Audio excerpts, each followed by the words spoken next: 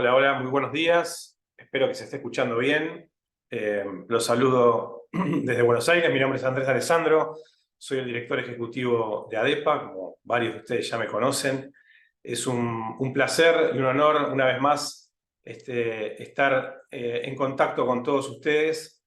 Estoy leyendo ahí los saludos de gente que nos llega, no solamente de todo el país, sino de otros países también. Estamos muy contentos de poder seguir adelante con este ciclo de Evolución 2023.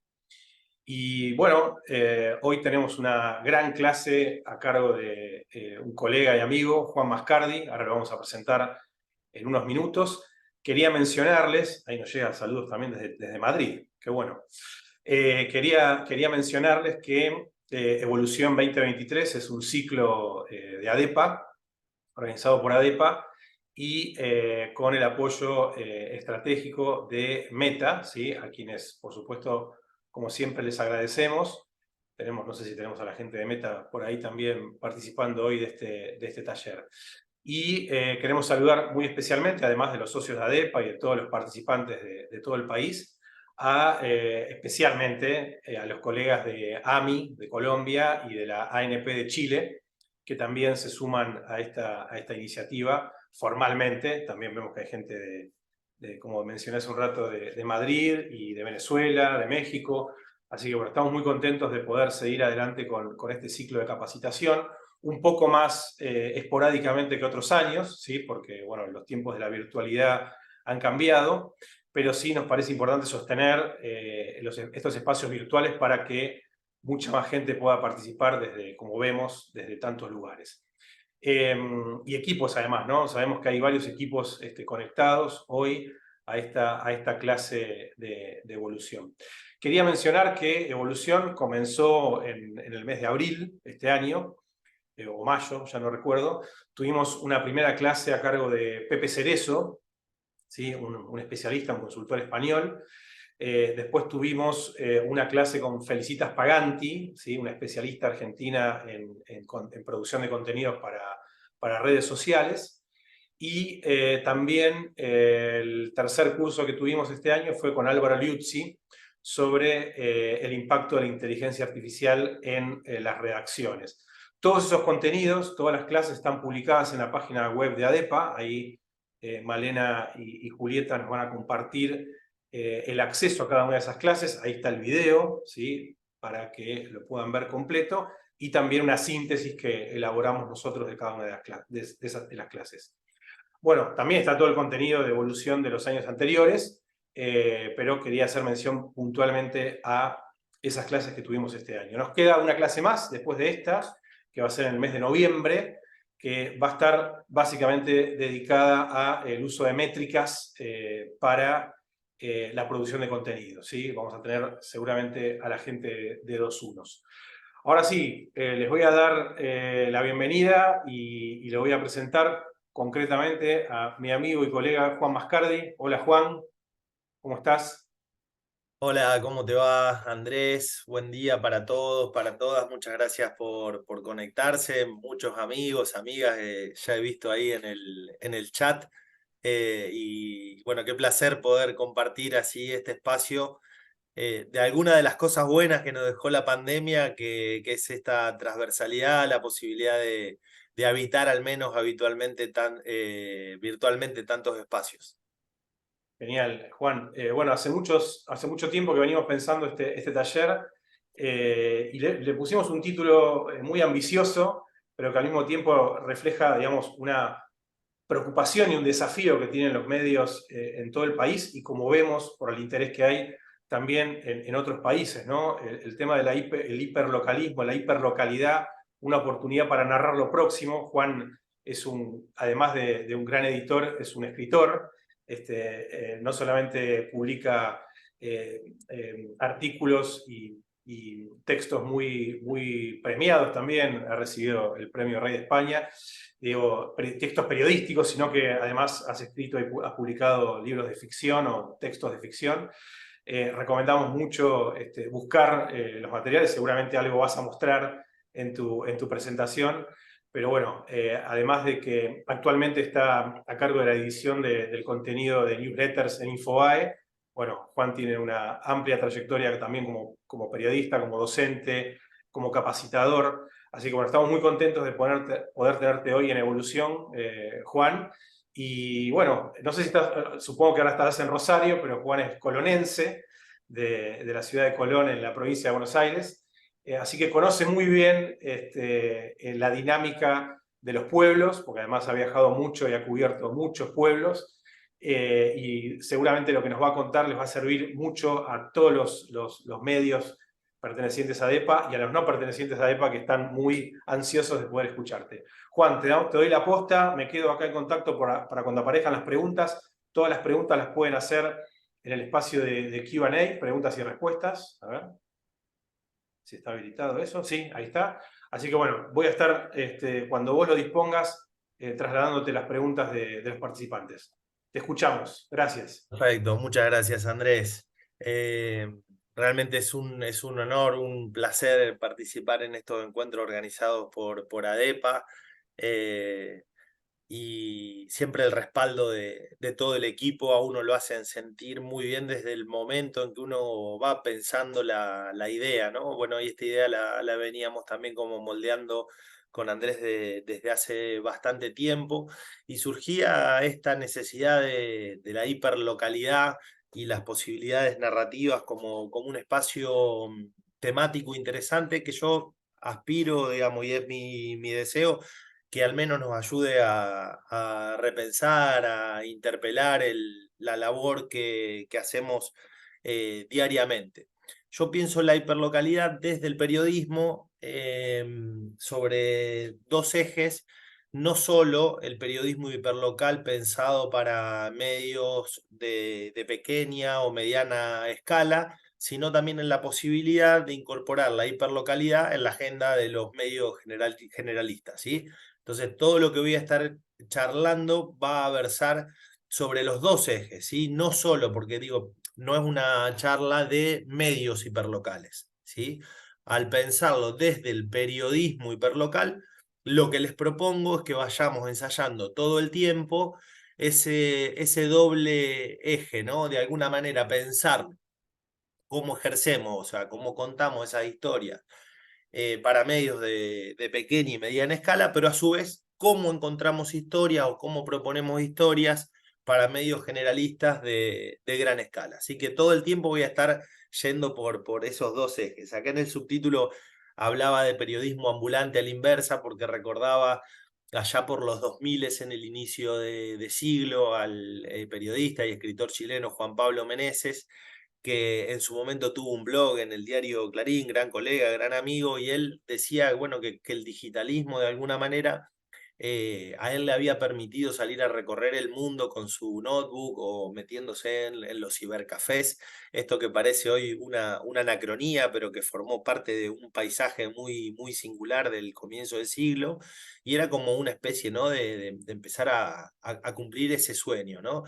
Yo recuerdo que cuando leía las crónicas de Meneses, yo andaba a contramano, ¿no? Yo viví 4 años en Buenos Aires, Andrés no lo dijo, pero fui productor de Crónica Televisión entre el 97 y el 2000, así que tengo una especie así como de posgrado en placas rojas. Eh, y en el 2001 volví acá a Rosario, que era el año que todo el mundo se iba y yo me volvía para acá, para la ciudad, que es el lugar donde estudié comunicación social. Y eso de alguna manera forjó una especie de cosmovisión del mundo, ¿sí? Digo, cómo mirar, cómo pensar esa cosmovisión, cómo narrar.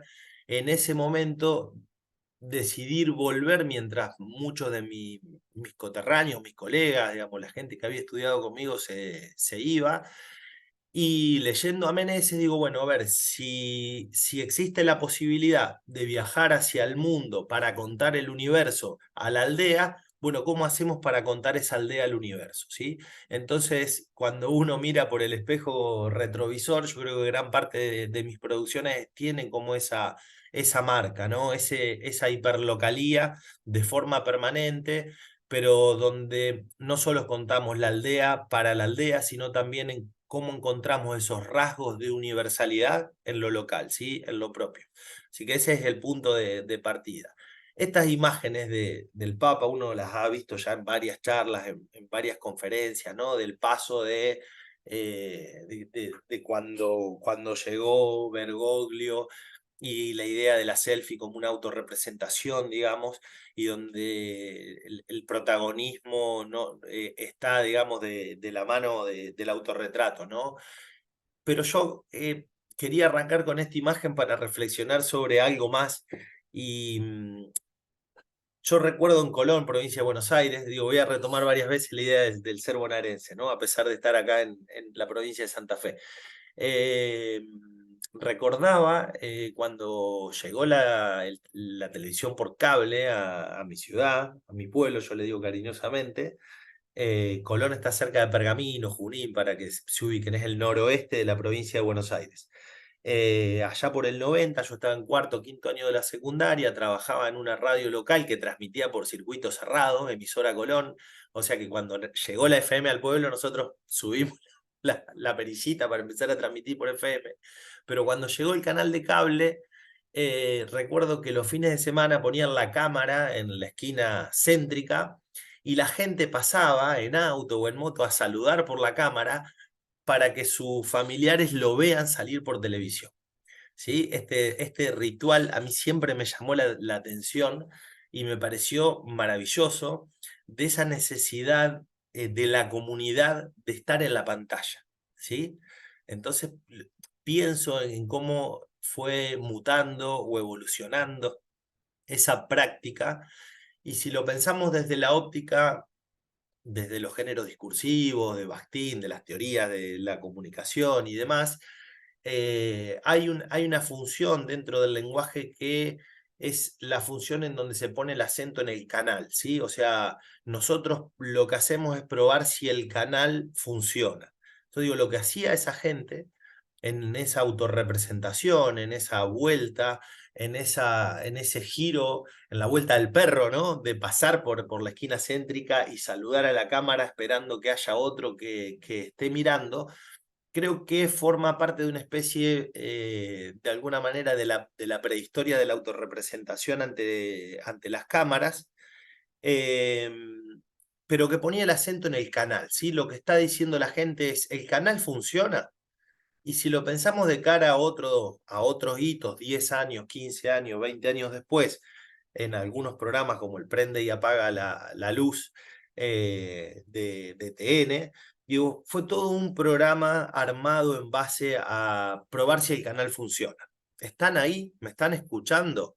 ¿Sí? Entonces, yo digo, hemos pasado durante muchos años probando si el canal funciona y creo que dentro de lo que es la hiperlocalidad, dentro de esa microhistoria que la comunidad tiene para contar, tenemos que dar ese salto para ver cómo hacemos para darle representatividad a la comunidad y encontrar recursos narrativos para hacerlo. Entonces, digo, parafraseando a McLuhan, ¿no? Pasamos un poco de la era de el medio es el mensaje al medio es el contacto, ¿no? Entonces les propongo en esta charla, yo insisto, cualquier cosa que tengan para preguntar, tengo el chat abierto, así que pueden habilitarme alguna pregunta y si se me pasa y es pertinente en relación a lo que estoy diciendo, Andrés la puede retomar, ¿sí? Les propongo entonces pensar esta clave de la hiperlocalidad con 4 ejes. El ser digitales, tenemos que ser relevantes, ser atractivos y ser comunidad. Esos son los 4 ejes que les voy a proponer para pensar el periodismo hiperlocal. Vamos con la primera, el ser digital. Esperen que me corro acá que tengo la pantallita, así puedo ir leyendo, que después tengo otros textos un poquito más largos. ¿Sí?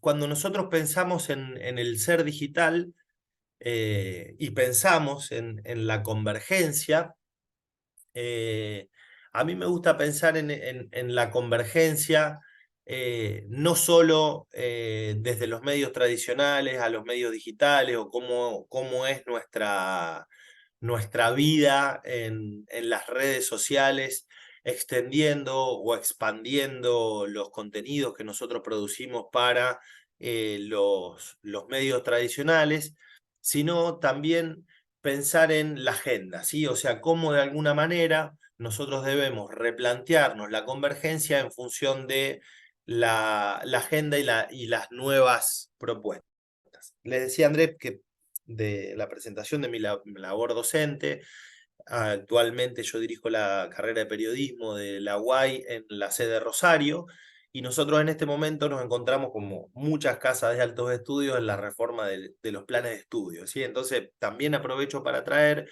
cuáles son esos ejes que nosotros estamos discutiendo, pensando en aquellos que se gradúen dentro de 5, 6, 7 años, pensando en cuáles son aquellas habilidades, aquellas competencias que deberían tener.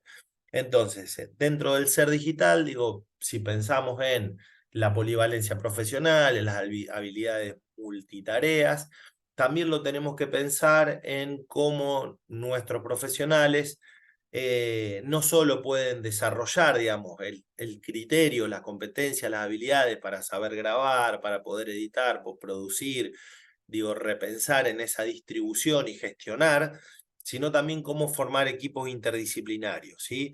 Pensando también desde lo ético, digo, yo siempre pongo este ejemplo, digo, si nosotros, joven profesional, digo, llega a un determinado lugar, digo, y no tiene determinadas competencias audiovisuales para poder hacer un registro, digo, también, digo, ahí influye una cuestión ética, ¿sí? O sea, cómo nosotros podemos pensar en formar los futuros profesionales en este contexto de convergencia, ¿sí? En este sentido, hay dos elementos que me gustaría también poner en discusión. Al principio yo citaba una frase de Meneses y pensaba en esta teoría de las fuerzas centrípetas y las fuerzas centrífugas que de alguna manera entran en juego dentro del proceso de digitalización, ¿sí? La fuerza centrípeta, pensando como un proceso de concentración, ¿sí? Que genera conglomerados de medios de comunicación, y la fuerza centrífuga que permite esa dispersión más propia de las redes sociales, ¿sí? De la cultura del fragmento, la cultura del átomo y la desconcentración, ¿sí? Entonces, cuando nosotros estamos trabajando dentro del ser digital, por un lado sí hay concentración mediática, pero por el otro lado hay una dispersión. Por eso yo me refería al principio de cómo pensar en crear agenda, digo, ¿sí?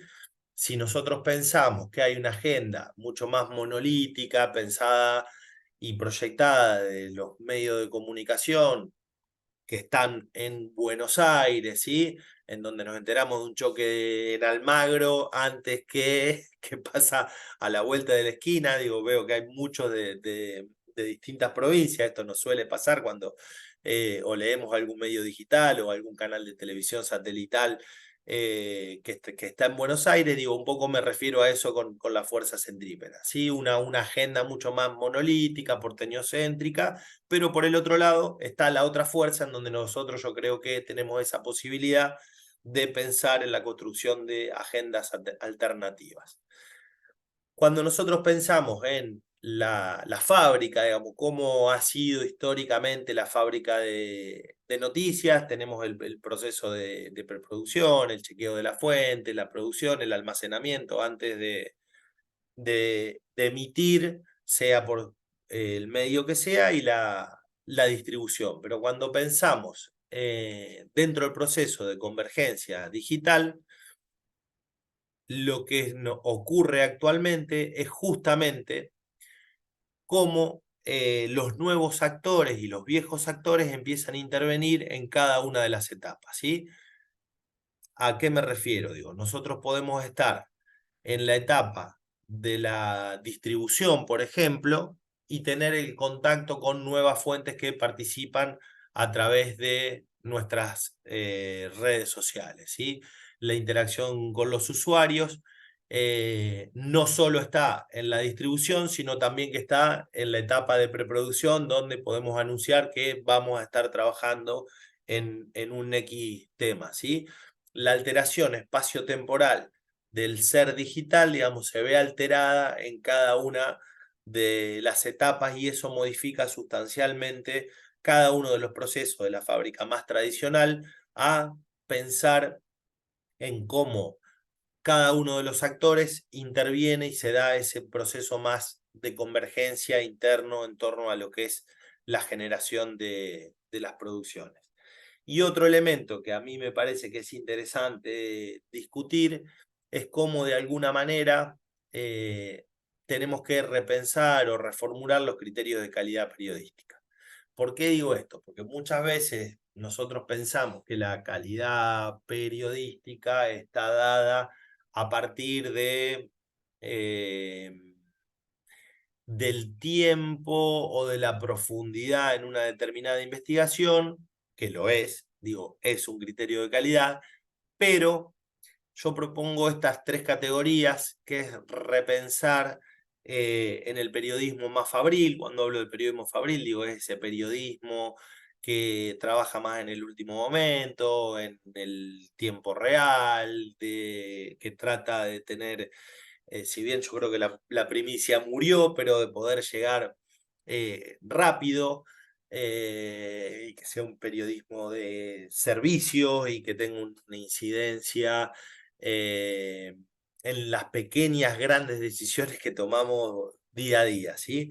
Cuando pienso en el periodismo artesanal, estoy pensando en aquel periodismo en donde trata de ser más original en el diseño de un dispositivo, de un formato, pero es como, no sé, aquel viejo artesano que fabrica un cenicero y luego lo replica, ¿sí? Cada uno es único, pero lo que hacemos es repetir ese molde. Y el periodismo innovador, pensándolo desde aquel periodismo que se puede parecer mucho más a un proyecto de ingeniería, digo, pensar en una granja, ¿no? de ideas, en una incubadora, digo, en un proyecto en donde el tiempo no sea un valor y donde tengamos justamente esa extensión temporal para poder desarrollar. Uy, disculpen, hay una tormenta acá en Rosario terrible, se me abrió la ventana de par en par. Tenía temor por la inestabilidad de Internet. Internet corre, pero viene una tormenta terrible. Bien, retomo. El tema del periodismo innovador. Y lo retomo desde este lugar. Los criterios de calidad en este sentido, digo, para el periodismo fabril, el poco tiempo es un criterio de calidad, poder producir con poco tiempo, con corrección ortográfica, gramatical, un buen uso hoy por hoy de cierta tecnología de inteligencia artificial y pensar en esa redacción, en ese primer piso de la redacción, al decir de Juan Carlos Camus, el teórico chileno que piensa en las redacciones de dos pisos, bueno, ahí sí, el poco tiempo, el buen chequeo, el escribir un tuit y tener una fuente chequeada es un criterio de calidad, ¿sí? Y a partir de ahí, bueno, ir repensando o reformulando cuáles van a ser nuestros criterios en función de las producciones que nosotros hagamos en las plataformas digitales. Vamos a pensar en el segundo eje que les proponía, que es el ser relevante, ¿sí? Hace algunos meses entrevisté para la revista Shutdown de España eh, a la directora de Sembra Media y algunos de estos temas los fuimos conversando y aparecía esta cuestión de la relevancia a partir de la cobertura de o de ciertos temas en donde no necesariamente los grandes medios llegan a cubrir y también, bueno, pensar en esto de los desiertos informativos, ¿sí? La cantidad de territorios que están sin narrarse, ¿sí? Y en nuestro país, digamos, es un tema que creo que debemos darnos, ¿no? De poder pensar en esa cantidad de territorios que están sin contarse. Algunos ejemplos del ser relevante. Agencia Pública es una agencia de Brasil, ¿sí? Ellos se paran como agencia, no necesariamente como medio de comunicación, sino una agencia que provee de informaciones, de coberturas, de proyectos transmedia que luego se replican, ¿sí?, en otros medios de comunicación. Este me parece que es un buen ejemplo de cómo una agencia va construyendo agenda a partir de ciertas temáticas que no necesariamente se tratan en los grandes medios. Este es un proyecto que hizo Agencia Pública para las Olimpiadas de Brasil, de Río de Janeiro puntualmente, en donde lo que hizo fue tratar el tema de la crisis habitacional, de la cantidad de barrios que tuvieron que reconvertirse, muchos otros tuvieron que derrumbar, y lo que hicieron fue buscar 100 historias, ¿sí? Ustedes me dirán cómo hacer para contar 100 historias. Y ellos lo que hicieron, se los propongo, si googlean aparece Agencia Pública, el proyecto de las Olimpiadas. Ellos fueron a cubrir, pero también le dieron ciertas pautas a la comunidad para que pueda autorrepresentarse, ¿sí? Esto que yo les decía al principio de la charla, de probar si el canal funciona, de cómo hacemos eh, de pasar del saludito a pasar a la producción o a la coproducción, o cómo comprometer una comunidad a la hora de narrar una historia. Y dentro de ese multimedia aparecen pequeños textos y pequeños videos donde cada uno de los 100 protagonistas cuenta parte de la historia. Me parece un ejemplo súper significativo, muy paradigmático en torno a cómo ir creando la comunidad, que lo vamos a ver un poquito más adelante, a partir de la relevancia de una temática que no necesariamente estaba tan presente en los medios de comunicación. Este es otro proyecto de Agencia Pública del año 2013, es un reportaje, no es un proyecto transmedia como el anterior, pero comenzó a tratar la temática de la violencia obstétrica, y a partir de ahí fue instalando el tema en Brasil. Vamos con el tercer ítem, el de ser genuinos. Y de esto yo creo que tenemos que aprender mucho de los streamers, que está tan en boga el tema ahora. Bueno, después si quieren hablamos en la ronda de preguntas. Pero digo, si hay algo que tienen youtuber, influencer, streamers, es esa jactancia de la autenticidad, ¿no? O sea, uno los ve como auténticos. Y muchas veces nosotros desde el periodismo, yo creo que tenemos más como, bueno, a ver, ¿quién habla? ¿Habla el medio? ¿Hablamos nosotros? Bueno, en ese sentido me parece que tenemos que tender de alguna manera ciertos lazos con la comunidad, y que la comunidad encuentre dentro de los proyectos que nosotros podamos hacer eh, un lazo de confianza, ¿sí? O sea, ¿cómo hacemos para sostener esa cuestión más vinculada a de alguna manera algo de la espontaneidad fundamentada dentro de la planificación y de los proyectos que hagamos, pero que en Internet necesitamos esta llegada, que lo estamos viendo en medios alternativos, y creo que es un tema pendiente que tenemos desde el periodismo. En este sentido, les quiero contar de un proyecto ya también que tiene unos cuantos años, que se llamó Abrazos de Agua, y que cuenta la historia de un grupo de natación de una pequeña comunidad aquí en la provincia de Santa Fe, Arroyo Seco, de chicos que tienen distintos tipos de discapacidades, y una vez por año hacen una prueba en aguas abiertas. Abrazos de Agua nació luego de una prueba que ellos hicieron en el año 2012, donde unieron nadando Colón Entre Ríos con Paysandú, unieron nadando dos países. Yo había participado en una producción para Canal Encuentro de un ciclo que se llamaba Sustancias Elementales, y había contado esa historia. Luego surge este proyecto, Entonces al profesor de natación, al encargado, al director del proyecto, lo que le propongo, digo, mirá, ya la historia la contamos en un documental de 26 minutos, vamos a tratar de pensar en generar un proyecto transmedia. ¿Cómo, cómo pensar ese proyecto transmedial?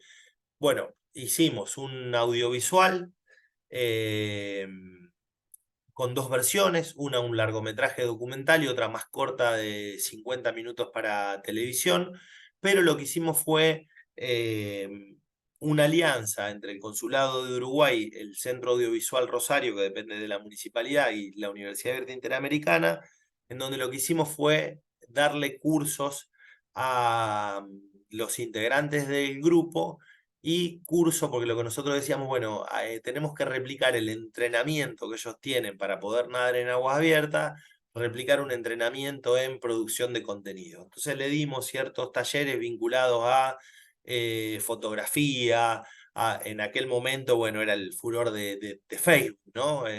Cómo armar los posteos en Facebook, cómo grabarse, autorregistrarse. Y a partir de ahí eso formaba parte también de la película y íbamos contando de alguna manera el viaje, ¿no? El viaje del cruce desde Colón, Entre Ríos, hasta Paysandú, Uruguay, y a la par el entrenamiento y de alguna manera los talleres que les estábamos brindando. Por aquellos años no se hablaba del periodismo de soluciones, nosotros siempre tratábamos como de encontrar alguna categoría teórica que le diera un poco de entidad. Yo recuerdo que sí hablábamos nosotros de periodismo social. Hay un libro de Alicia Citrinblum que a mí me parece muy significativo, ¿no? Que de alguna manera decir, bueno, no nos alcanza con contar la realidad, sino qué recursos, qué posibilidades nosotros podemos pensar para que esa realidad también se transforme, ¿no? Hacer un periodismo más de transformación. Yo creo que hoy por hoy, con el desarrollo del periodismo de soluciones, este proyecto de alguna manera encaja, pero bueno, también tiene que ver un poco esto con lo que les decía anteriormente del periodismo innovador, un proyecto que a nosotros nos llevó 2 años y que tuvo un desarrollo en redes sociales primero, en cápsulas que iban saliendo para otros medios y que finalizó con el estreno de la película, primero en un cine, después en un canal de televisión y después la distribución en distintas presentaciones que se hizo en el país. Cada vez que a nosotros nos pedían presentar la película, lo que le decíamos es, bueno, lo que nosotros queremos es que inviten a alguno de los nadadores a que vaya a hablar, digamos, a cada comunidad, porque cada que se proyecta la película para nosotros es como si ellos volvieran a cruzar nadando, ¿sí? Es como si el cruce se repitiera. Entonces, bueno, la idea era poder generar un diálogo con los protagonistas y demás. A mí me parece un ejemplo interesante que después, ¿qué empezó a pasar? Los propios protagonistas nos empezaron a decir, a ver, los problemas que nosotros tenemos no son adentro del agua, los inconvenientes que nosotros tenemos son afuera del agua, ¿sí? Los obstáculos, la sociedad no está preparada para nosotros. Entonces, elegimos a 3 personajes paradigmáticos, uno de ellos es Jesús, quien vemos en la fotografía, que canta, y esta es una foto de un scouting, por eso está ahí media fuera de foco, pero a mí me encanta porque nosotros fuimos a conocer el lugar, y en ese momento canta la canción de Peteco Carabajal, yo le digo Las manos de mi madre, no se llama así, creo que se llama como Pájaros en el aire, y estaba la mamá ahí presente, ¿no? Y nosotros quedamos maravillados, no sé si se dan cuenta, después por ahí sí, para los que no son de Argentina, si alguien pone el enlace de YouTube de la canción en el chat, así quienes no son de acá la pueden escuchar. Es una canción muy, muy folclórica, muy emotiva. Y recuerdo que cuando terminamos lo que dijimos, digo, bueno, Jesús tiene que cantar con Peteco, ¿no? Y a los 15 días Peteco Carabajal venía a Rosario y terminó cantando. Ese material no formó parte de la película, pero sí dentro del concepto transmedia eh, tuvo eh, generó muchísimo compromiso del proyecto en redes sociales, ¿sí? Esta palabra que está como tan de moda ahora, que es el engagement, ¿no? Esta cosa del compromiso atrás de la idea. ¿Qué pasó también? Bueno, en el proceso de producción, este es Patricio Huerga, el profe de natación. Patricio me cuenta una anécdota y me dice, un día Bielsa golpeó la puerta de mi casa porque quería conocer el proyecto. Yo, "No, es una historia que es impresionante". Digo, ¿cómo Bielsa llegó? Sí, dice, se hizo pasar por un periodista, llamó el día anterior, habló con mi esposa, dijo que era un periodista de Pergamino que quería conocer el proyecto y un sábado a la mañana golpea la puerta de mi casa, abre mi esposa y estaba Marcelo Bielsa en la puerta. En esa época Bielsa dirigía la selección de Chile de fútbol. Entonces, claro, yo digo, ¿qué hago con esta historia? Digo, tenía tanto peso que si la incorporaba al proyecto Transmedia, digo, perdían protagonismo los chicos, digamos, y digo, bueno, no, decidir no contarla. Entonces, ¿por qué decidir no contarla? A veces cuando nos enfrentamos a proyectos de gran escala o de largo aliento, las subtramas narrativas a veces tapan la trama principal. Cuando pasa el tiempo, eh, lo que pienso es, digo, esta historia tiene que ir aparte, pero tiene que ir a un medio generalista. Y acá viene un poco lo que les decía al principio. ¿Cómo hacemos para ofrecer una historia hiperlocal a un medio generalista? Bueno, y esta me parecía que era como el vehículo para instalar el tema de los chicos en un medio como el diario La Nación. Yo en esa época había hecho ya algunas colaboraciones y entonces aparece la crónica. La crónica después ganó varios premios, algunos premios en España, la Buena Prensa, el premio UBA, o sea, tuvo una repercusión. Yo he trabajado muchos años dentro de lo que es el periodismo narrativo. Y bueno, acá cuento un poco el comienzo. A mí me gusta leer un poco. Si se aburren cualquier cosa, me dicen. El director técnico se disfraza de periodista y llama por teléfono un número fijo de Arroyo Seco, una pequeña localidad costera anclada en el sur de la provincia de Santa Fe, atrapada entre los campos minados por la soja y el caudaloso río Paraná. El teléfono suena.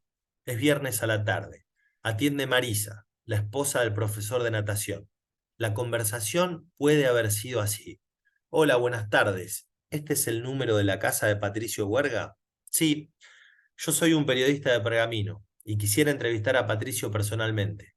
¿Puedo acercarme mañana hasta Arroyo Seco? Sí, claro, a él lo encuentra por la tarde. Pocas cosas interesantes suceden los sábados a la tarde en los pueblos de la Pampa Húmeda. Las acciones son movimientos calcados, días idénticos a los anteriores, iguales a los fines de semana que vendrán. Solo la adrenalina de los adolescentes que se preparan para salir por la noche a pasacalle agita por lo bajo las hormonas apagadas de quienes abandonaron su juventud otro sábado a la tarde. De tan previsibles, cualquier modificación que ocurra en la escena sabatina llama la atención. El director técnico, disfrazado de periodista, no pasa desapercibido. Está perdido y no sabe cómo llegar al destino final. Su misión es preguntar. Decidí traer este párrafo porque uno de los primeros, no sé si escollos es la palabra, pero sí de los primeros desafíos que a mí que tuve después de estar trabajando tanto tiempo con la temática, es cómo contar a, a un público universal algo tan habitual como la llanura, como ese paisaje medio litoraleño, el río. En esa época ya Bielsa se había ido de la selección de Chile y estaba en Francia, y yo presumía que la historia iba a repercutir no solo en Argentina, sino iba a repercutir en España y en Chile, cosa que pasó. Entonces, eh, traigo este tema porque creo que es un gran desafío que nosotros tenemos dentro de lo que es el periodismo hiperlocal, es volver a nombrar las cosas que vemos siempre de un modo no obvio, pero de un modo singular, ¿sí? y les dije que iba a decir algo del ser bonaerense. Digo, yo creo que escribo como bonaerense. ¿Por qué escribo como bonaerense? Porque para los bonaerenses la llanura es la cosmovisión. Yo recuerdo que las primeras veces que pude salir, ya después de los 20 y pico de las ciudades que conocía, me llamaban la atención las ondulaciones, las montañas, cómo había una ciudad como La Paz, que tenía un teleférico, cómo Valparaíso podía ir creciendo a través de, ni hablar, los morros de Río de Janeiro. Entonces, digo, esa habitualidad que nosotros tenemos de vivir en pequeñas ciudades, yo creo que nos lleva a una manera de pensar, ¿no? Y de escribir y de narrar, ¿sí? O sea, en mi caso, digo, yo escribo con el horizonte de la llanura, ¿sí? Eh, Eso me da una singularidad, una particularidad. Digo, ¿y qué más? ¿Qué más tiene uno en esa manera de contar? Yo, por ejemplo, en mi pueblo había un zoológico, ¿sí? Entonces, a mí lo que me despertaba en un pueblo de la provincia de Buenos Aires, de plena llanura, no era el canto de los gallos, sino era un rugido de un león. Para mí eso era habitual. Me di cuenta que no era habitual cuando empecé a contarlo, de que parecía algo más surreal que otra cosa. Decir, bueno, no, yo me despierto con los rugidos de un león y no vivo en África. Y más inverosímil fue cuando en un lago artificial que nosotros tenemos, que eh, se hizo durante la dictadura militar, o sea, yo vi cómo mi pueblo iba a empezar a tener como una especie de mar, ¿sí? Es un recuerdo de la infancia. Pero luego en el menemismo decidieron ponerle un faro a ese lago artificial. Entonces, dentro de los 7 faros que hay en la provincia de Buenos Aires, uno está en plena llanura, no ilumina ningún mar y encandila a los camioneros de la Ruta Nacional 8. ¿A qué voy con esto? Tenemos que volver a contar esas particularidades, esas singularidades que tal vez para nosotros son habituales y que cuando pensamos en el periodismo hiperlocal para un público universal empiezan a adquirir un brillo que para nosotros de tan habituales a veces no nos damos cuenta. Otra historia que surge de los tiburones. Gonzalo, un día antes de nadar en Paraná, provincia de Entre Ríos, me dice, vos me conocés hace un tiempo, pero en realidad no me conoces. Y me cuenta la historia. ¿Cómo es la historia de Gonzalo? Gonzalo me cuenta que él tuvo una serie de operaciones cuando nació. eh, no recuerdo el número de operaciones, ¿sí? Pero en un momento me cuenta que su madre había ejercido la prostitución, que era la manera que tenía de mantenerlo, que con el paso de los años su mamá había abandonado la prostitución y había conocido a un hombre y que se habían puesto en pareja, que ese hombre era de Buenos Aires, hasta que un día la madre no llega, este hombre le había matado a la mamá y se había suicidado y Gonzalo queda solo en el mundo. Una historia terrible, desgarradora, y cuando pasa el tiempo, un día le propongo, le digo, mira Gonzalo, parece que tu historia es interesante para que se conozca, y lo que le propongo, le digo, vamos a coescribirla, ¿sí? Yo te voy a hacer una serie de preguntas guía, vos respondeme cuando quieras, como pueda, o sea, ni siquiera fue una entrevista personal, mano a mano. Y lo que le propongo, le digo, cuando yo le escriba, lo voy a escribir en primera persona, ¿sí? Al estilo de relato de un náufrago. Y así fue, bueno, y así surgió otra historia paralela a ese proyecto transmedial. Esta en su momento se publicó en un medio de acá, Rosario, que se llama Rosario Plus, ¿sí? Si googlean la pueden encontrar. Pero es otra de las historias que surgió a partir de ese proyecto. Todavía estábamos en la relevancia, ¿no? Ser relevantes. Este es un medio interesante de Perú, que también se los recomiendo, Ojo Público. Esta es una crónica puntualmente que habla sobre las compañías mineras, ¿sí? Y ciertas cuestiones vinculadas a la legislación para pagar menos impuestos, ¿no? Una historia conocida para cualquiera de los países latinoamericanos. También es un medio que recomiendo y que dentro de la relevancia buscan ciertas temáticas que tienen impacto en la agenda. Este es un proyecto que a mí me resulta muy interesante, que lo encabeza Abel Escudero de Bahía Blanca, un gran amigo que es 8000, y acá ya nos metemos en el tema newsletter, que también quedó abierto para que me pregunten. Después mi trabajo actualmente es ese, el de ser editor y producir un newsletter para Infobae. Dentro del periodismo hiperlocal, a mí me parece que 8000 es súper interesante. Se los recomiendo, más allá que no les interese por ahí la actualidad de Bahía Blanca, sí, para que vean el formato, cómo está armado. Y cuando digo el formato y pensamos en newsletter, digo, desde cómo se redacta el asunto, cuáles son los títulos de apertura, cómo es el tono de escritura, ¿sí? O sea, cambia el tono, cambia el ritmo de escritura en ese contacto. O sea, yo digo, si cuando hablamos de estos proyectos que apuntaban eh, a fortalecer o a verificar más que fortalecer si el canal funcionaba, digo, en los proyectos de newsletter, digo, para mí es hacer periodismo por carta, ¿sí? O sea, es una lectura súper íntima. Nosotros estamos entrando a la casilla de un correo, de un usuario, con lo cual el tono es mucho más íntimo, ¿sí? Incluso lo pensaría casi como hasta el podcast, ¿no? O sea, son plataformas y dispositivos donde creo que ese contacto de intimidad es básico. ¿Cómo se sustenta? Esto dice 8000, ¿no? Un periodismo bien bahiense, original, independiente y relevante, ¿sí? Y vos sos clave para que podamos brindar a todos este servicio gratuito.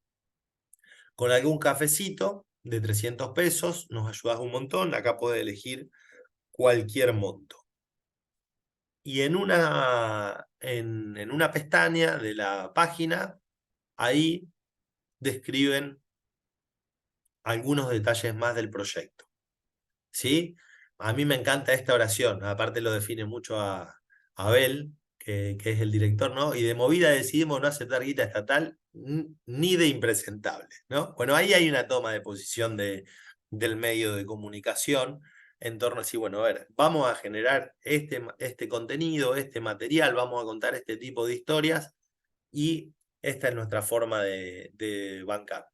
Realmente se los recomiendo. Los días sábados aparece un audio que es un resumen de toda la semana. Son noticias propositivas las que aparecen en el resumen del día viernes. Hay muchísimas historias de vida, esto que decíamos, ¿no?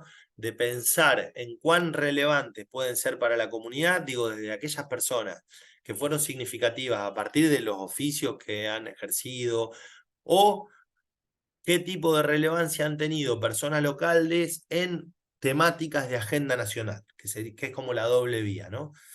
Pero me parece súper interesante si están pensando en desarrollar un proyecto de newsletter, de periodismo hiperlocal, 8000. Ahora nos vamos a España y vamos a Pamplo News. Este es un medio que solamente se desarrolla por WhatsApp, ¿sí? Juan Andrés Muñoz, colega español que trabajó durante muchísimos años en CNN, es quien está a cargo del proyecto. A mí todas las madrugadas me llegan las noticias de Pamplona, así que me entero a ver qué está pasando por allá. Me interesa mucho esto de poder recibir la información. Es súper interesante. Digo, si quieren pensar en cómo distribuir información, cómo redactar otra vez, ¿no? ¿Qué tono voy a tener? ¿Qué tipo de curaduría voy a hacer de esas noticias? Digo, porque si nosotros pensamos que tenemos, digo, en este caso, tanto 8000 como Pamplo News son específicos, ¿sí? 8000 específico como newsletter, más allá que tiene una web y que podemos acceder al material, pero Pamplo News específico para WhatsApp. Pero si nosotros quisiéramos desarrollar un proyecto tanto en WhatsApp como newsletter, teniendo una web, digo, también pensar en la curaduría. Bueno, ¿cuál es ese material, cuál es ese contenido que sí voy a distribuir por estas vías.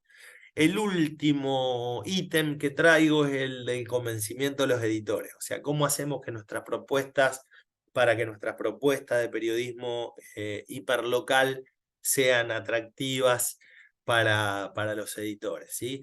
Y acá digo, me parece que está nuestra propia habilidad, nuestras habilidades narrativas. Otra de los conceptos que están muy de moda hoy es el storytelling, ¿no? Digo, storytelling es una palabra interesante porque de alguna manera define no solo el qué voy a contar, qué historia, sino cómo voy a contar esa historia. Y para terminar, yo les traigo la historia de Diana. Diana es una nadadora de Olavarría. Yo ya había escrito bueno, las notas que les fui compartiendo y muchas más sobre no solo los tiburones, sino también a mí me interesa mucho la natación. Bueno, yo he estudiado un instructorado de natación que después abandoné cuando tuve que rendir anatomía, pero soy un casi instructor de natación. Soy también nadador de aguas abiertas, pero bueno, me fueron cayendo como notas así de natación, entonces una de las responsables de las redes sociales de redacción, en ese momento colaboraba para redacción, me dice, mira, mi hermana está entrenando una chica ciega que quiere llegar a los Juegos Olímpicos de Tokio, pero mi hermana, dice, vive en Córdoba y la nadadora vive en Olavarría. Todo esto antes de la pandemia. Digo, ¿cómo la entrena? La entrena por WhatsApp.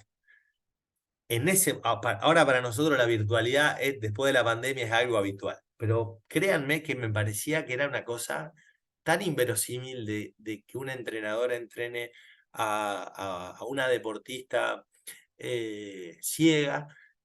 Y bueno, a ver cómo es. Justo yo viajo a Córdoba y digo, bueno, voy a contar la historia desde la entrenadora, o sea, con el punto de vista de la entrenadora, voy a asistir a una clase por WhatsApp, pero lo que le propongo al editor en aquel momento voy a contar esta historia no desde ese lugar estigmatizante, golpe bajo, ¿no? Que muchas veces cuando hablamos de temas de discapacidad, sino quiero contar esta historia desde el punto de vista de cómo cuento una historia de un deportista de alto rendimiento, ¿sí?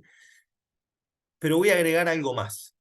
Digo, para que esta historia sea verdaderamente inclusiva, no voy a incluir ningún tipo de adjetivo que aluda al color. O sea que si una persona ciega accede a esta historia, de que pueda interpretar lo mismo que cualquiera de nosotros.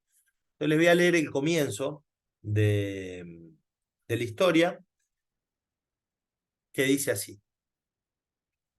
Sí, yo te ayudo, te hago los planes. Vos conseguí quien te asista en la pileta con lo técnico, respondió Constanza Kelliet. Lo vamos a hacer vía WhatsApp. Un año antes del sí, en febrero del 2017, la nadadora no tenía quien la entrene. Diana Moura había abandonado la natación para estudiar abogacía en la Universidad del Centro de Azul, provincia de Buenos Aires. Y en la carrera encontró menos obstáculos que en el deporte. Los obstáculos para un ciego que quiere nadar son las columnas que puede haber en el natatorio transforman al espacio en un laberinto. Si las puertas no están totalmente cerradas o totalmente abiertas, desorientan. La presencia desmesurada de escalones complica el paso. La no delimitación de las zonas profundas de las playas confunde. Los bordes afilados de la pileta pueden provocar cortes.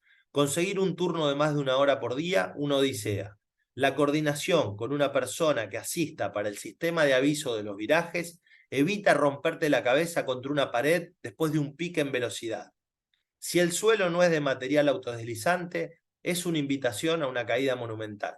La presencia de materiales en los pasillos y vestuarios son como participar en una carrera con vallas. Ser uno más y tener los mismos derechos que todo el mundo es la misión esencial. Poder entrenar y aspirar a competir profesionalmente, una realidad latente. Diana abandonó la natación. A los 18 años decidió estudiar abogacía. Se tituló 5 años después, pero en febrero del 2017 aún no tenía quien la entrene. Después sigue. dicho sea de paso, esta crónica ganó una mención especial de ADEPA, así que gracias a ADEPA por el reconocimiento. Ahí está la publicación del 2019. Una historia que después, bueno, que además se relacionó con otra historia de una estudiante de periodismo, ciega, Macarena, graduada, y que terminaron después cruzándose, pero me parecía una historia interesante en torno a esto de los diálogos que nosotros podemos tener con los editores y de alguna manera cómo proponer estas historias de la hiperlocalidad, fíjense, Olavarría, Córdoba, dando vueltas a Azul, ¿no? Varias localidades de nuestras queridas provincias. Por último, y para terminar, siempre tener en cuenta el propósito del medio en torno a eh, qué vamos a contar y si tenemos decidido encarar el periodismo hiperlocal, ¿sí? Cuáles son los impactos, con qué recursos contamos, de dónde estamos partiendo, cómo organizamos los roles, ¿sí? Cuáles son las fuentes de ingresos si necesitamos, en este caso, pensar en cómo va a monetizarse si pensamos en algún proyecto alternativo. Bueno, con ese creo que terminamos, así que ahora me encantaría escucharlos a cada uno de ustedes, si hay algunas preguntas, consultas y demás. Así que muchísimas gracias. Muchas gracias, Juan. Bueno, tuvimos la atención de todos porque nos han llegado algunos comentarios mientras vos hablabas y también yo me animé a compartir algunos de los enlaces, no sé si lo hice bien, ahora te pido que lo revises vos mientras hablamos, algunos de los enlaces de los casos que fuiste mostrando. Ahí pusimos el del sitio 8000. Les pido que no se vayan todavía porque faltan unos minutos y además tenemos una encuesta al final. El sitio de 8000, el sitio de Ojo Público, el sitio de Agencia Pública, en fin, todos los casos que vos fuiste mencionando como ejemplos me parecen muy, muy interesantes. Pamplona News, que bueno, es una LAN donde uno se puede meter directamente al WhatsApp, no tiene Sí, contenido, como vos bien dijiste, a diferencia de 8000, que si bien llega por correo, llega por correo como un newsletter, ahora quiero hacerte una pregunta con respecto a eso, hay como un repositorio de contenido en el sitio web donde van cargando las historias estas en sí. primera, de personas cercanas, digamos, de personalidades y de personas cercanas, en este caso de Bahía Blanca. Yo quería preguntarte por el caso de Agencia Pública, esto vinculado con los Juegos Olímpicos. Entiendo que la idea tuya era mostrar un ejemplo de cómo un gran tema global, digamos, ¿no? Y súper global, con toda la cobertura mundial que tiene un Juego Olímpico, cómo se podía entrar desde otro lado, mostrando justamente a los protagonistas. Eso es lo que yo quería hacer hincapié y me parece fundamental para los medios que están participando hoy y que van a ver esta charla seguramente en el futuro. Cómo hacer protagonista, ¿no?, a los habitantes de un pueblo, por más pequeño que sea. Vos mencionaste otros casos, bueno, Río es una mega ciudad, pero digo, cómo buscar transformar a esos habitualmente considerados ciudadanos, ¿sí?, lectores de un medio, como protagonistas, ¿no? Me parece que esa es una de las claves de lo que dijiste. Quisiera saber si podés abundar un poco en eso. Y para los que están preguntando por ahí, sí, vamos a compartir la clase completa también en la página de PA. Pero te dejo con la pregunta. Después vamos al tema de los newsletters y al tema de los streamers. Y si hay alguna pregunta, por favor que la vayan haciendo en el espacio de Q&A. Buenísimo, Andrés. Bueno, muchas gracias. Sí, yo ahí lo que pienso siempre es en esos grandes temas como que de antemano parecen como inabarcables, ¿no? Así, bueno, a ver, ¿y cómo cuento la historia de las víctimas, ¿sí? No sé, pienso en temáticas que se han abordado varias veces, no sé, con el tema de glifosato, por ejemplo. Si quisiéramos hablar sobre las consecuencias que puede tener el glifosato en la fumigación, en las fumigaciones. Bueno, es como digo, vamos al territorio pero además de ir y de cubrir y de estar con especialistas, digo, ¿cómo podemos generar ese contacto, ese ida y vuelta con, con las víctimas? Y sobre todo en cómo poder generar un, un canal de feedback, de ida y vuelta que se vaya retroalimentando. Creo que una de las grandes cosas que tiene ese proyecto de agencia pública es ese, ¿no?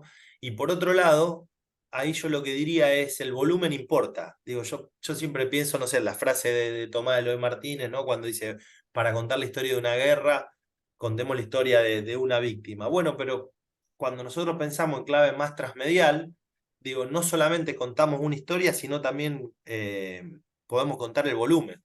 Yo recuerdo también una cobertura que hizo New York Times en algún momento, no sé cuántos años habían pasado del atentado a las Torres Gemelas, pero armó microperfiles de todas las víctimas, ¿sí? Eh, y eran microperfiles, a ver, créanme, eran excepcionales, eran un párrafo de cada una, pero, o sea, uno podía tener acceso para saber quiénes eran la totalidad de las víctimas, ¿sí? Entonces yo creo que ahí lo que nosotros tenemos que hacer, digo, esto varía y dependerá de la escalabilidad del medio, la escalabilidad de los recursos humanos que tengamos, pero también digo, depende de cuán consecuente podemos ser, porque son temáticas que no van a tener fecha de vencimiento, ¿sí? Entonces, yo creo que lo que podemos hacer en ese caso es generar como un proyecto paralelo e ir avanzando, ¿sí? En el último encuentro de editores que hicimos en Córdoba, eh, recuerdo que había alguien de un pueblo de Córdoba, no me puedo acordar de qué ciudad, pero contó algo que a mí me pareció fabuloso, que fue, él trabajaba en un diario papel, entonces empezó a llamar a personas de la tercera edad que estaban jubilados a revisar el archivo y les empezó a dar cursos de inteligencia artificial para ver cómo podían ir digitalizando determinados hitos. Y me pareció fabuloso porque, bueno, era la transformación de un material que ya estaba para transformarlo digitalmente en otro a partir de ciertas pautas y además esas personas se acordaban de los hitos y los acontecimientos. Entonces, en ese sentido, digo, a ver, respondiendo, digo, busquemos la temática, busquemos la forma y tratemos de pensar en relación a los recursos que tenemos y a la temática, en cómo de alguna manera reordenar y sistematizar, ¿no? La cuestión de la relevancia, ¿no? Vos marcabas eso como una de las características. Por eso yo hablaba del protagonismo, ¿no? De cómo revincular en base a las noticias del día, pero también a las grandes noticias, esas que están presentes en cada localidad. Bueno, cómo revincular y hacer protagonista al mismo pueblo. Bueno, y vos contaste algunos ejemplos también de situaciones que para uno parecen cotidianas y obvias y naturales, casi por lo que contaste del zoológico, pero que bueno, que hacia afuera pueden ser una novedad.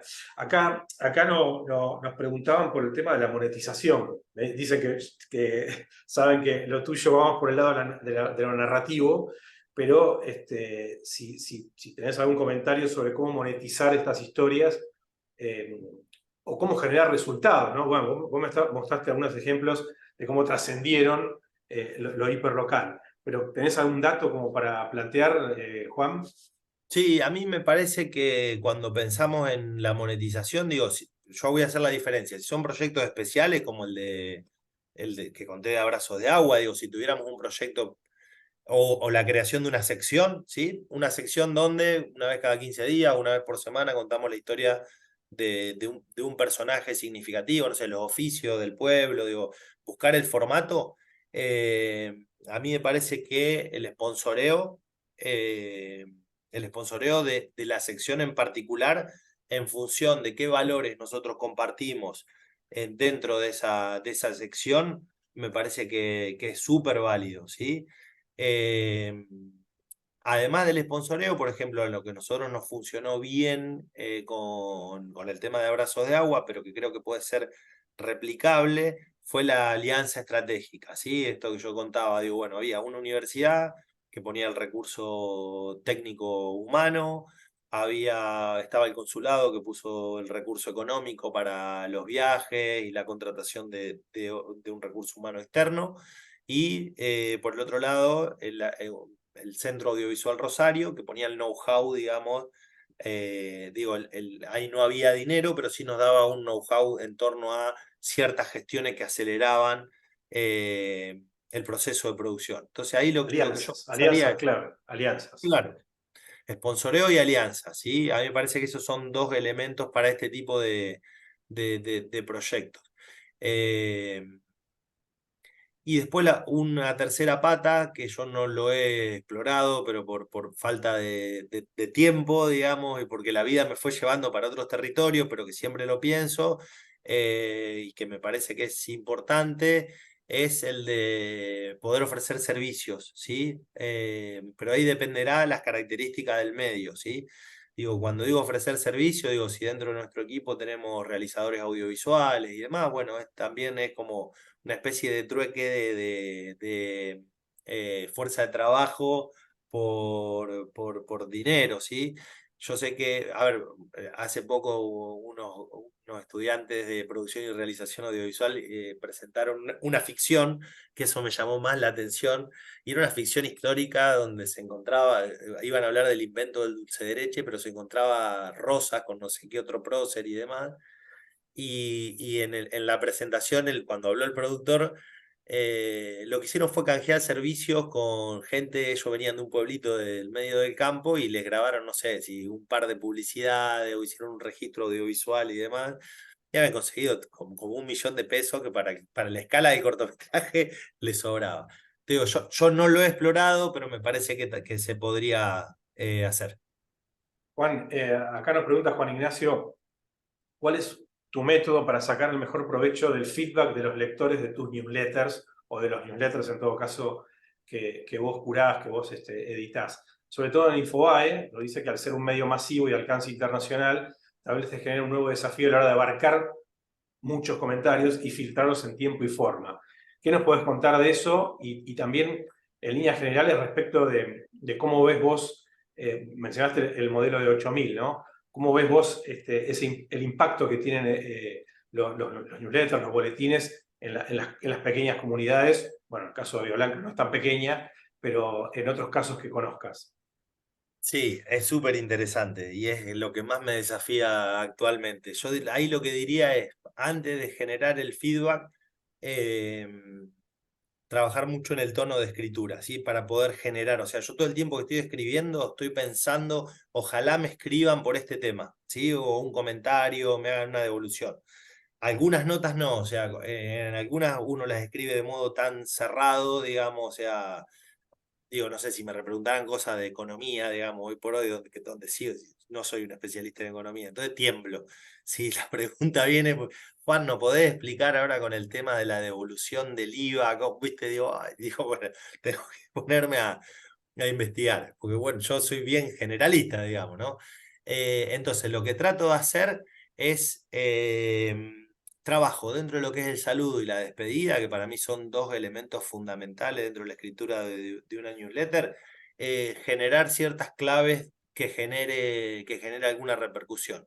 Entonces voy trabajando con temas que están vinculados a la agenda, pero que no tienen una fecha de vencimiento muy pronto. Por ejemplo, en marzo lo que conté, y siempre cuento algo como personal para que genere proximidad. En marzo, por ejemplo, conté que yo hacía un pro desde chico para los Oscars, ¿no? Te digo, no, siempre se hace un pro de familiar y vamos votando, entonces es la excusa para ir al cine y todos los días iba poniendo una crítica de una película. Y se generó un ida y vuelta espectacular. Y yo lo que hacía era por ahí como traer ciertos comentarios que por ahí me ponían en algunos posteos de redes sociales y también los llevaba al newsletter. Entonces iba como siempre en el cierre, iba trayendo. La historia más hermosa fue la de Teresa, que un día me escribe y yo ponía los resultados de Copa Libertadores, pero no ponía los de Copa Sudamericana. Entonces me pone Teresa, Juan dice, anoche también jugó San Lorenzo, ¿no? Entonces yo le respondo, ¿no? Le digo, Teresa, discúlpeme, le digo, mi criterio de selección, que esa es otra fundamental, explicar y se vincula a la otra pregunta de cómo elegir, ¿no? Entonces le explico el criterio y le pongo mi hijo es hincha de Newell's y me reclama lo mismo, ¿no? Manda un mail hermoso, María Teresa. ¿Cómo? Yo nunca esperé que me respondieran. Y digo, bueno, pasa el tiempo y me vuelve a escribir en julio. Yo escribo algo de la llegada del hombre a la luna. Y además yo cumplo año el 20 de julio. Y era el Día del Amigo. Y el Día del Amigo nace porque Febraro, que era un hombre que era odontólogo, filósofo, mandó un montón de cartas a distintos lugares del mundo. Entonces en Argentina se celebra el Día del Amigo. Yo digo, bueno, yo estoy haciendo lo mismo que febrero, ¿no? Que es mandar un newsletter, o sea, estoy mandando una carta, todas las mañanas mando una carta. Entonces, como recuperar el valor de la carta en esta época digital, y me escribe María Teresa de nuevo, y yo le pongo, le vuelvo a responder cortito y le pongo, qué bien jugó San Lorenzo anoche.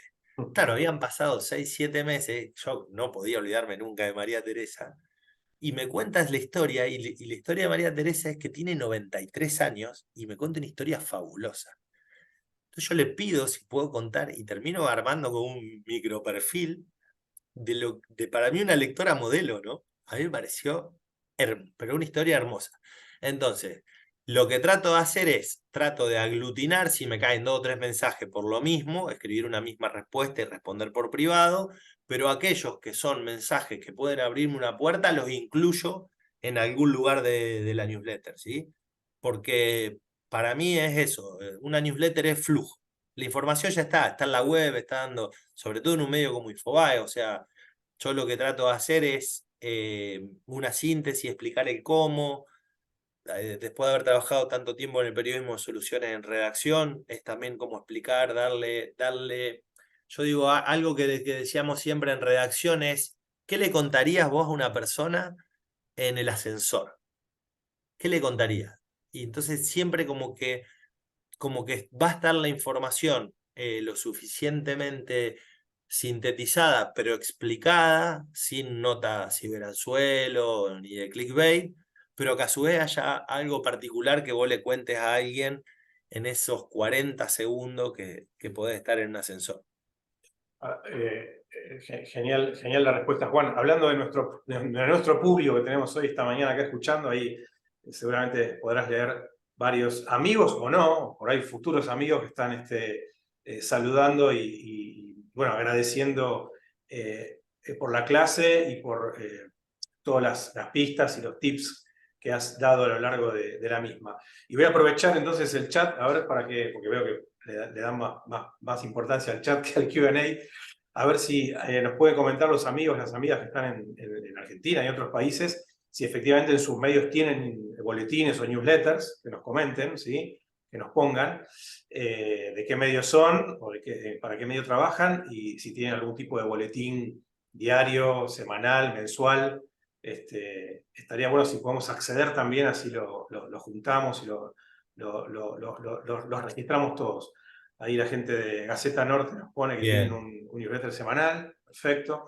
De Loma de Zamora, dice Martín, dice que vos mencionaste al que mandó las Sí, cartas por el Día del Amigo, dice que es de Lomas de Zamora. Ahí Horacio Lara dice que tienen newsletter también en el diario Río Negro.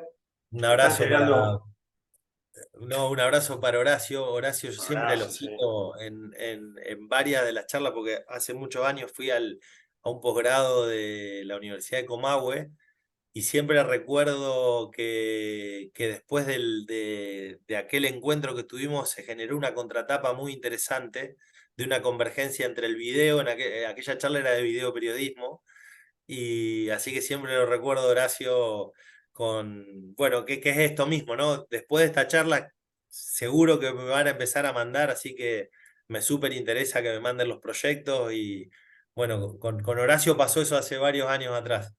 Acá nos decía Horacio justamente hace un rato, que una de las conclusiones o impresiones a partir de tu charla es que en plena época de inteligencia artificial el periodismo innovador pasaría fundamentalmente por la inteligencia humana a la hora de generar contenidos relevantes.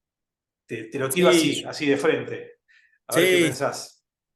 no, yo soy ultra fan de la inteligencia artificial porque realmente me ayuda muchísimo en el trabajo de curaduría, ¿sí? Igual es tan traidora y traicionera, Ujú. inventa, ¿no? Inventa, o sea, es una cosa que le gusta inventar a la inteligencia artificial. Entonces, de qué manera nosotros vamos a ir segmentando de alguna manera lo que necesitamos. Creo que es como todo, ¿no? ¿Viste cuando las maestras dicen, no, como que decían hace un tiempo atrás, copiaron y pegaron todo de Wikipedia? Bueno, pero el problema no es del alumno, el problema fue de qué tipo de consigna le estabas dando vos como docente. Y esto para mí es bastante similar en torno a la inteligencia artificial. No es lo que nos devuelva la inteligencia artificial, sino de alguna manera cómo nosotros vamos a ir retrabajando. Yo la empecé a usar incluso dentro del periodismo narrativo. O sea, empecé a trabajar con algo que me parece singular y sobre todo en el newsletter. Para mí el newsletter es un texto hablado, ¿sí? Tiene el tono de, o sea, yo lo leo, pero tenemos que dejar de lado todos esos latiguillos propios del periodismo, ¿no? El voraz incendio, bueno, lo tenemos que sacar todo. Entonces, yo escribo como si hablara. Todo lo que empecé a hacer ahora con inteligencia artificial fue algunos textos, hablarlos, lo paso por el transcríbeme de WhatsApp y después lo paso para la corrección ortográfica por inteligencia artificial y después lo vuelvo y después me pongo a escribir. Pero a veces pruebo con, bueno, ¿qué pasa si saludo? Parezco un loco, un demente, pero imagínense, hola, buen día, buen miércoles. Es un día nublado en Rosario. Pero bueno, si en radio hacemos eso, ¿sí? O sea, Totalmente, claro, claro. pero bueno, es cuestión de ir probando a ver cómo. Ahí está el humano, ¿no? Que preguntaba Horacio. Ahí nos llegaron, Juan, muchos amigos y colegas que nos están contando de los casos de sus publicaciones, la gente del debate pregón de Claro. Gualeguay, que los conocés seguramente. Nos Sí, escribe gente de Costa Rica, editora de La Voz de Guanacaste, que es un medio local, que nos agradece, por supuesto, y bueno, estamos muy contentos que estén acá también escuchando. Gente de La Voz de Chaco, del diario de Pringles, Valvanera, un sitio de Valvanera de la ciudad de Buenos Aires, Misiones Online. Varios nos han comentado que tienen newsletters, así que buenísimo que puedan aprovechar. Vos mencionaste recién el ejercicio que haces con el periodismo narrativo, leyendo tu propio texto, desgrabándolo y editándolo con ChatGPT o con alguna de las otras herramientas de inteligencia artificial. Yo ahí valoro el tema del que vos mencionaste también, el tema del testing, ¿no? Del testear cosas, testear productos, mostraste, hablaste de video, de audio, etc. Y mencionaste en un momento el tema de los streamers. ¿Qué rescatás vos de ese modelo? Sé que hay un gran debate y también has participado en esos debates públicamente. Digo, ¿qué rescatás vos de esta modalidad o de esta forma de producir contenidos o sí, de distribuir contenidos para los medios, digamos, ¿no? ¿Qué podemos utilizar, qué podemos aprender y utilizar para bien, para nosotros? Digo, veo que inclusive acá mencionaban en algún momento Impulso Local, que es uno de los programas que tenemos también con Meta y que ha ayudado a financiar proyectos de medios locales en todo el país, algunos de los cuales están participando y que dicen, nos cuentan que, bueno, generamos un newsletter gracias a Impulso Local. Bueno, y otros han generado plataformas de streaming, estudios de televisión dentro de las redacciones, donde, bueno, tienen que completar a lo largo del día buena parte de su experiencia periodística. ¿Qué puedes comentar de los streamers? Que lo mencionaste, pero enfatizar un poquito más ese punto.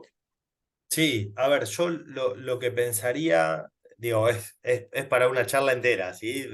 Porque incluye la radio, lo audiovisual, la reformulación del periodismo audiovisual y demás. Pero lo que pensaría es el reaprovechamiento del recurso, ¿sí? O sea, si tenemos una radio local, si tenemos, o si dentro de nuestra redacción está el recurso de las cámaras y podemos recrear alguna situación.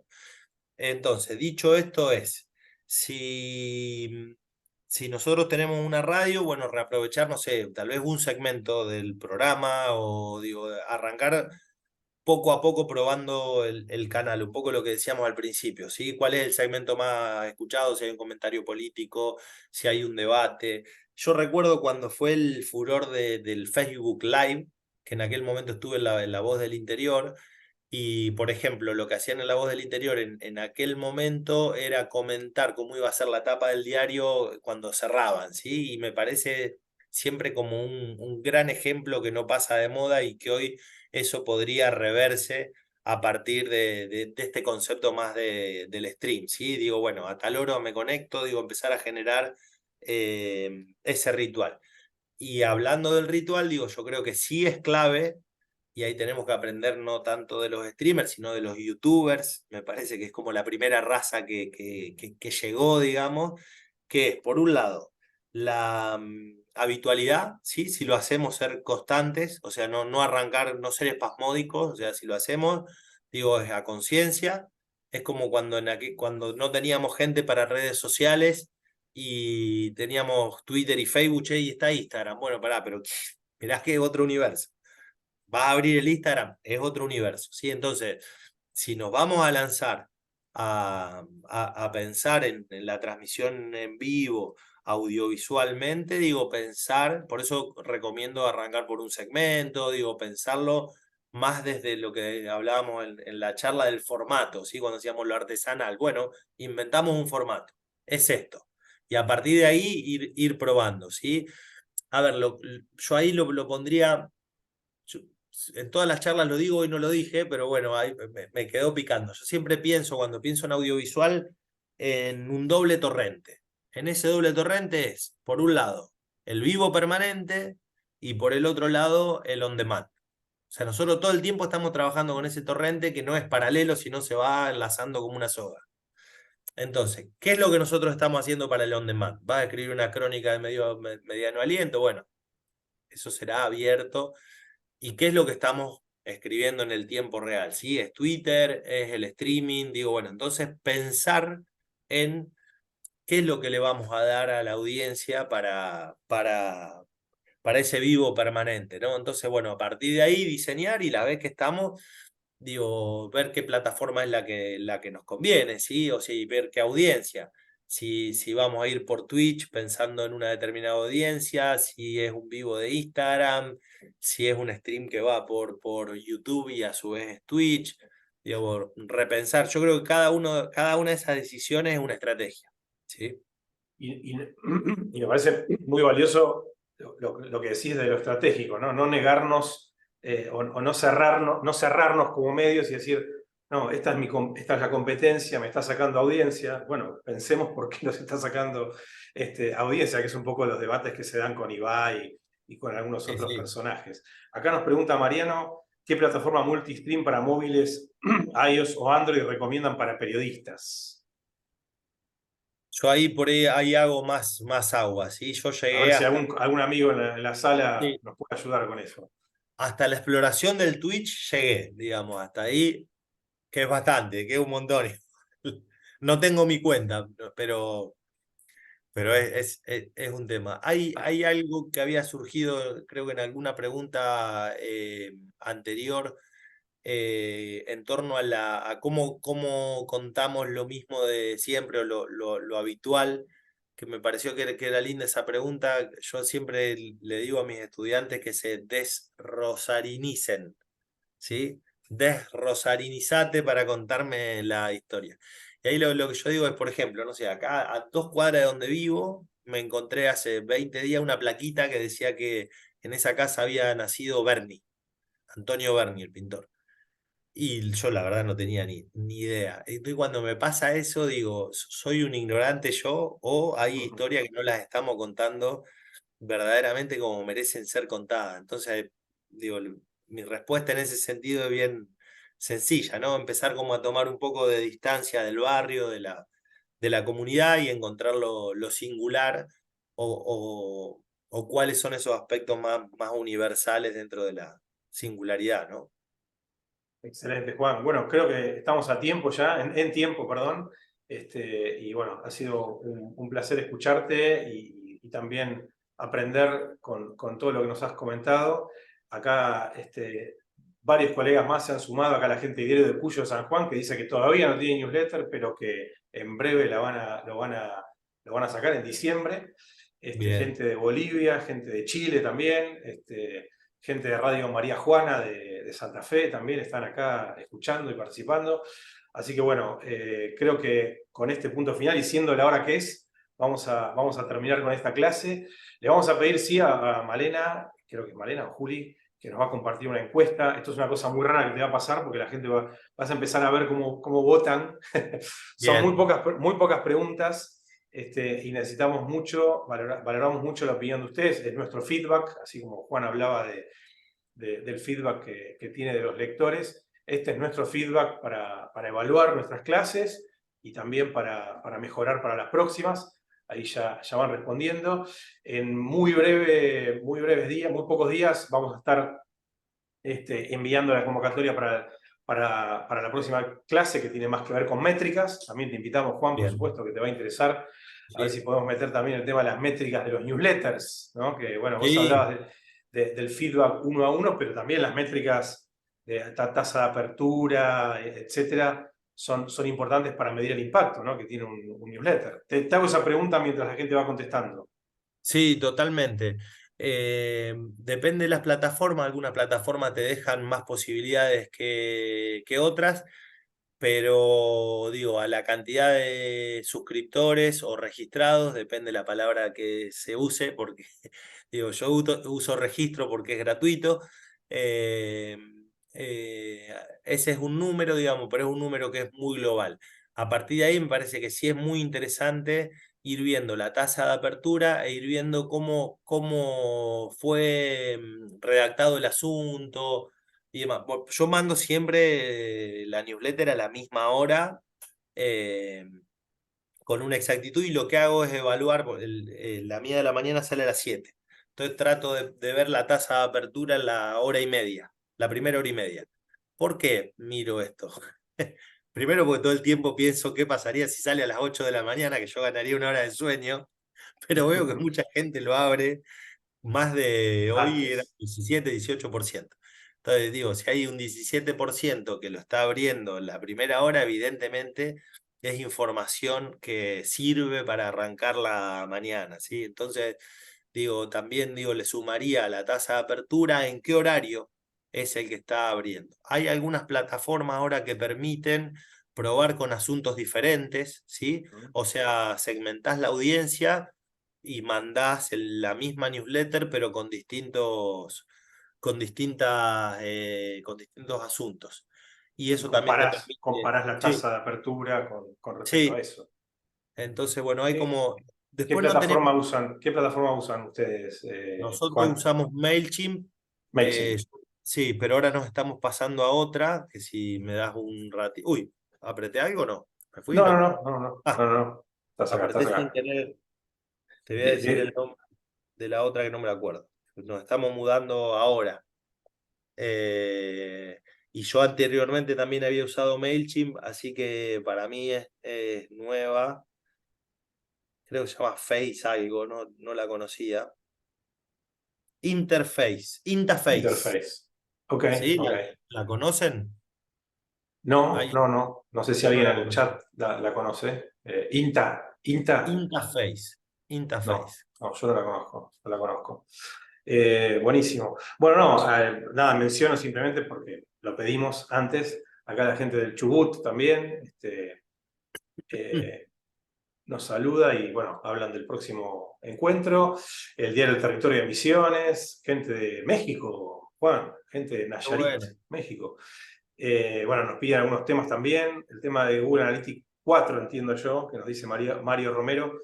Ya hemos tenido un taller, pero podemos volver a tenerlo, por supuesto, porque es un tema clave hoy desde la industria. La gente de Tandil también acá. Así que bueno, creo que con esto vamos a cerrar. Más que nada para el tiempo de todos, que seguramente todos tienen muchas obligaciones. Ahí está, ahí nos pusieron el enlace. Fíjate Ahí vos, está. Juan, Sí, Interface, ahí está, perfecto. Interface, esa es. Excelente. Bueno, genial. Una vez más, gracias a todos y a todas por sumarse a esta clase de evolución. Nos veremos la próxima. Gracias, Juan, por tu tiempo y tu generosidad para compartir todo tu conocimiento con los colegas que se sumaron de muchos lugares en la mañana de hoy. Nos vemos pronto. Bueno, muchísimas gracias. Saludos para todos y todas. Gracias, Andrés. Gracias. Hermosos los mensajes. Hasta luego. Gracias. Hasta luego.